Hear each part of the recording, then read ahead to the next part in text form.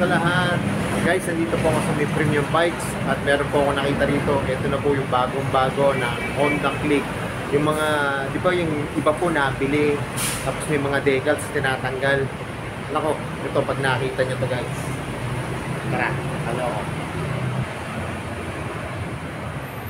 Ito guys, oh, version 4 special edition. Yan, Honda Click. Pero pag bago pa lang po kayo sa aking YouTube channel, pa-subscribe naman po at pahit ng notification bell para updated po kayo sa aking mga videos. Tara guys, simulan natin ito review. Guys, ito po yung quick review nitong Honda Click 125 na version 4. Kung familiar po kayo sa Honda Click, di ba yung karamihan po nito, may mga decals, yan. Ito po, napaka-minimal. Minimalist po talaga to. Kita nyo, ito lang po yung kanyang decals, Honda. Tapos yung sa kanyang combi brake.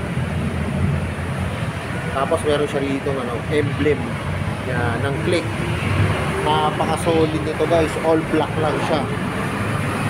Simulan natin itong review. Ito po yung kanyang gulong. Tubeless na to guys. Ang sukat naman po nito ay 90 by 80 14 po. Yan, kita nyo yung mags niya. Ganda pa rin po. Yung kanyang disc brake.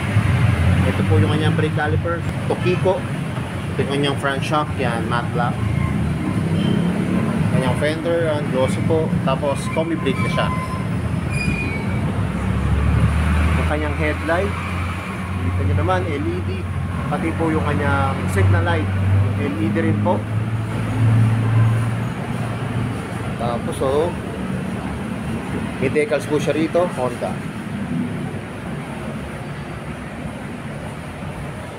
Sa likod na gulong naman po, 100 by 80, 14 po. Ito po yung kanyang muffler. Yan. Heat guard, bearings po. Yung tip ng kanyang muffler ay kulay gray na glossy.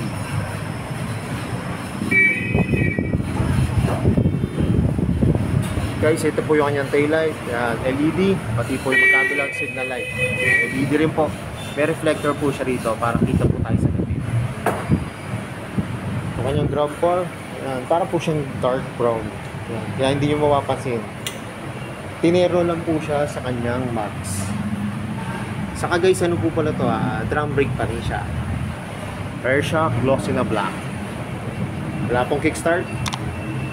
Ang side stand saka center stand nyo po ay glossy na black. Napakanakasan. Saka kita nyo naman, napaka-simple ng design. Ito po yung kanyang manubela. Ito po yung mga function, high and low, kusina, signal, electric start.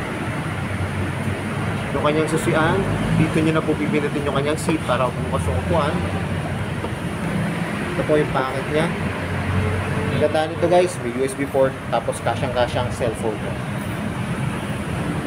May hook siya rito para sa helmet o pinamili niya. Yung upuan niya po, napaka-komportable. Kanyang footboard, yan, spacious din po. Saka sa footboard po yung kanyang lagay ng battery.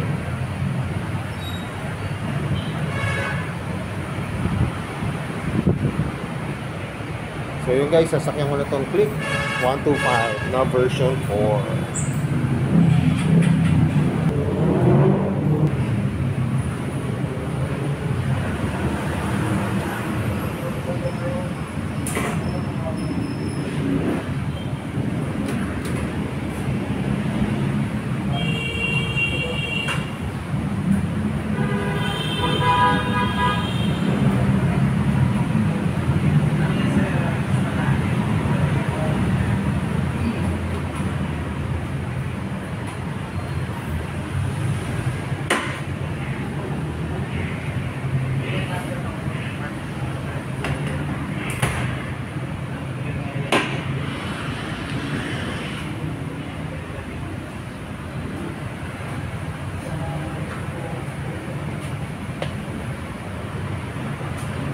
Guys, kita nyo naman, nasakyan ko na tong Honda Click all black version 4. Gusto nyo ba nito?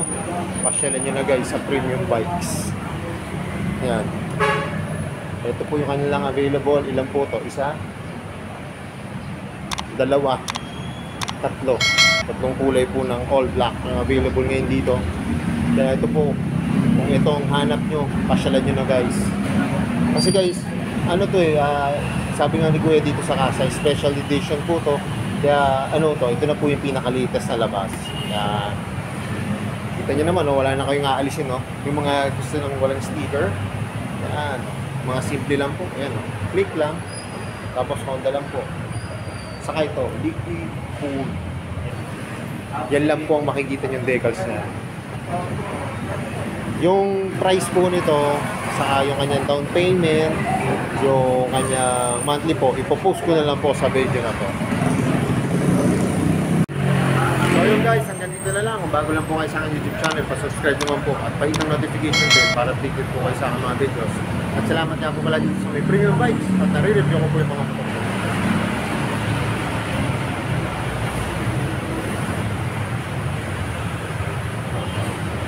More sales to come. At gaya na lagi ko sinasabi, ingat po palagi, ride safe always, and God bless po. Palagi share na rin po ng aking mga videos at lagi natin tatandaan, mahal tayo ng Diyos. Bye-bye!